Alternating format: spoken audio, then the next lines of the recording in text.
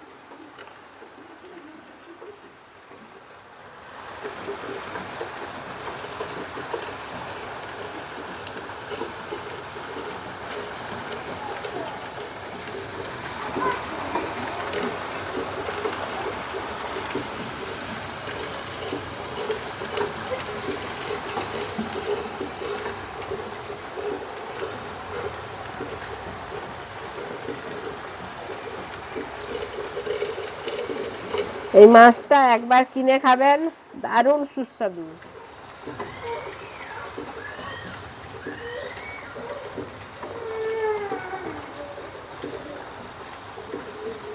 এর মাথাটা আমি কেটে ফেলবো, যেহেতু নদীর মাছে বালি থাকে মাথায়, তার জন্য আমি মাথাটা কেটে ফেলে দিচ্ছি। এই যে এইভাবে মাছটা কাটতে হবে। এই যে সব কিছু একসঙ্গে বেরিয়ে গেছে, একদম পরিষ্কার।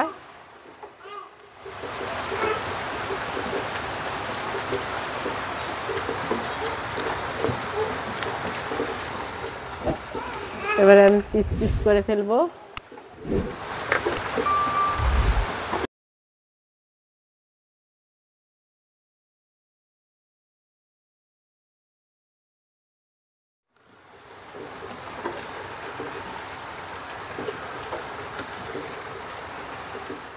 দেখুন বন্ধুরা, আমি মাছটায় লবণ আর হলুদ মাখিয়ে রেখেছি, এবারে ভেজে নেব।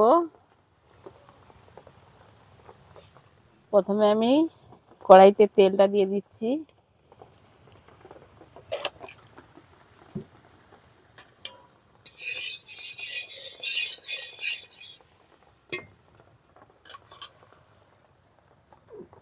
তেলটা গরম হলে তারপরে মাছটা ছাড়বো, নাহলে মাছ ভেঙে যাবে।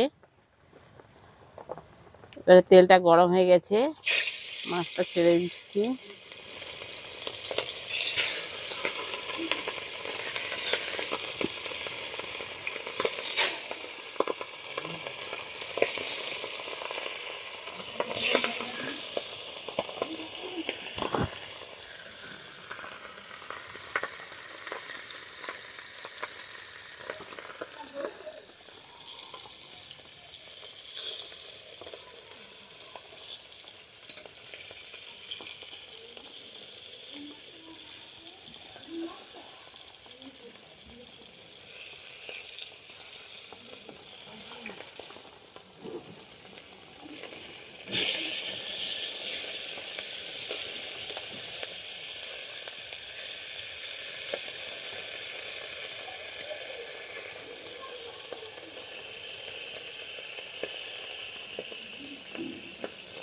মাছটা আমার সুন্দরভাবে ভাজা হয়ে গেছে, এদিক ওদিক উলট পালট করে ভেজে নিয়েছি ভালো করে একদম। এবারে আমি তুলে নেব। একদম লাল লাল করে ভাজা হয়েছে। ওই তেলে আমি এবারে একটু ফোড়ন ছেড়ে দেব। এই তেলেই আমি রান্না করব, আর তেল দেব না। এবারে দিয়ে দিলাম পেঁয়াজ কুচি।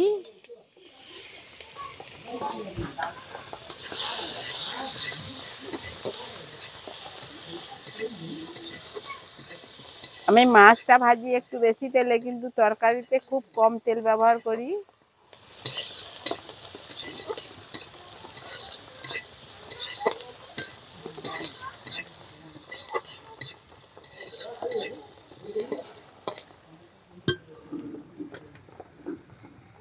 পেঁয়াজটা বাদামি হয়ে গেছে, এবারে আমি আদা বাটা, রসুন বাটা, আবার একটু পেঁয়াজ বাটা দিয়ে দিলাম।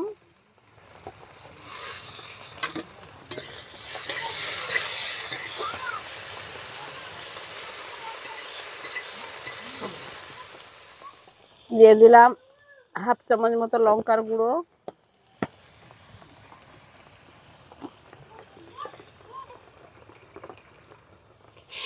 হাফ বাটি মতো জল দিয়ে দিলাম, যাতে মশলাটা পুড়ে না যায়।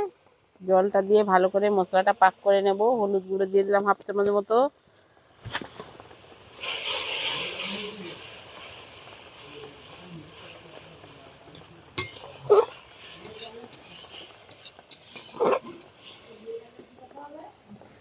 যেহেতু বাড়িতে টমেটো নেই, তার জন্য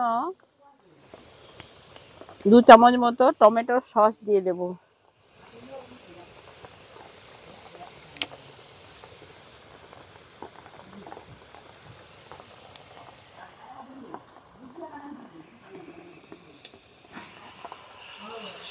টমেটো না থাকলে সস দিলে টমেটোর কাজ দিয়ে দেবে।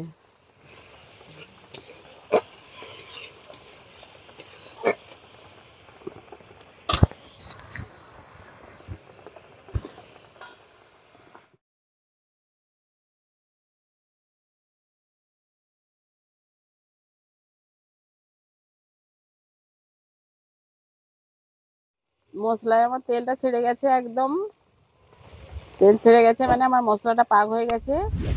এবারে আমি মাছটা দিয়ে দেবো।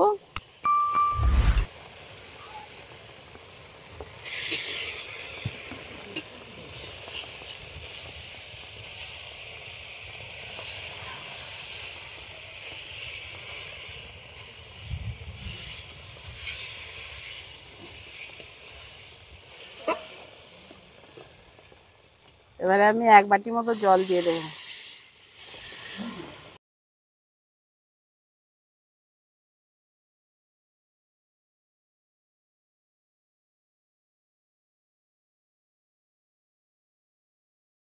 দুটো তেজপাতা দিয়ে দিলাম। আমি রান্নার মাঝখানে তেজপাতা দিই কেন জানো? তেজপাতারও একটা উপকারিতা আছে, তেলে দিয়ে দিলে ওই উপকারিতাটা থাকে না। তার জন্য রান্নার মাঝখানেই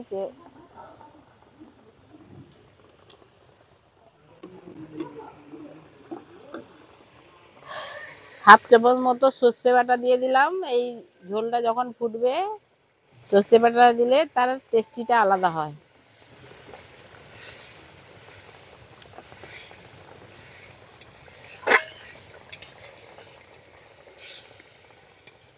আমার রান্নাটা রেডি হয়ে গেছে, এবারে আমি নামিয়ে নেব।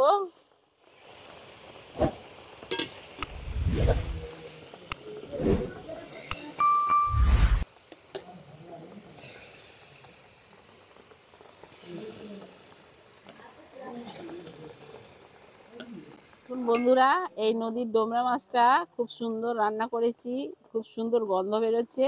পারলে আপনারা বাজার থেকে কিনে এনে খাবেন। আমার এই রান্নার রেসিপিটা যদি ভালো লেগে থাকে, লাইক, শেয়ার, সাবস্ক্রাইব করতে ভুলবেন না। ঈশ্বরের আশীর্বাদে সবাই ভালো থাকবেন, সুস্থ থাকবেন।